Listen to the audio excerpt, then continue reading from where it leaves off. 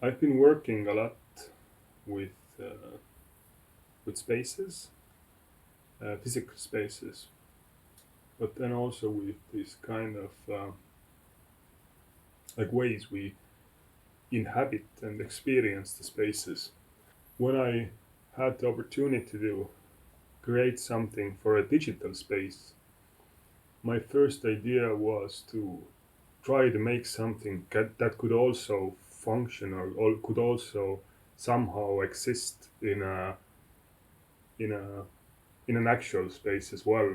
So then I thought about a narrative or some kind of story where this story is of course like fictional or semi-fictional, but with this kind of story, if it's like semi-fictional or if it's not real, if it does not uh, exist in a physical space, uh, and if it's told by some kind of narrator, then it doesn't really matter if it exists in a digital space or a physical space, because either way the actual space that the work is gonna be positioned in is in the head of the reader. Or so there's this like almost like, let's say, three spaces existing simultaneously. So there's the digital space, there's the reader and their mental space, and then there's the possibility or a potential for the actual space. The story that unfolds deals with loneliness.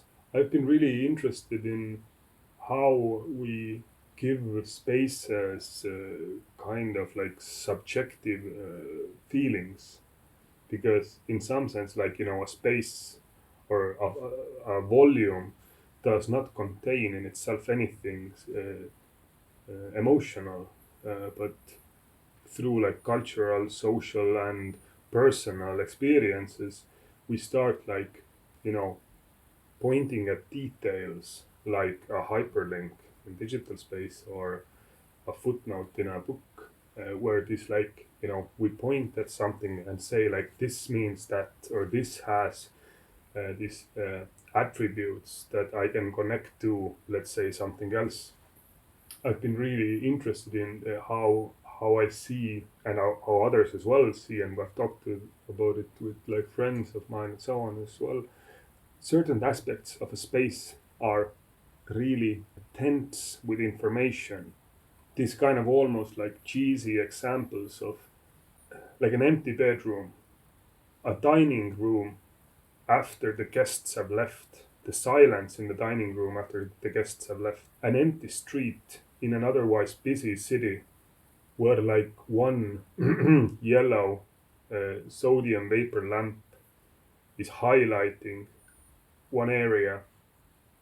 All of these examples, in some sense, contain themselves kind of an emotion or this kind of feeling of loneliness.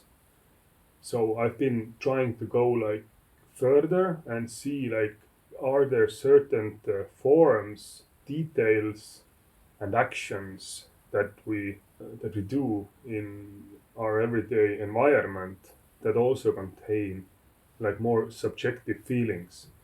The semi-fictional character walking in the space, that can be me or can be the reader of the story. So this character, creature or person in the story, roaming through these almost empty spaces, is kind of an enigma. We don't know how long they have been there. We don't know what their purpose in there is. We don't know anything about them. So they become almost like a blank canvas onto which we can, you know, kind of project our own emotions, feelings, or just persons. So I really enjoyed working with this format, and I really want to continue working more with this kind of semi-fictional narratives.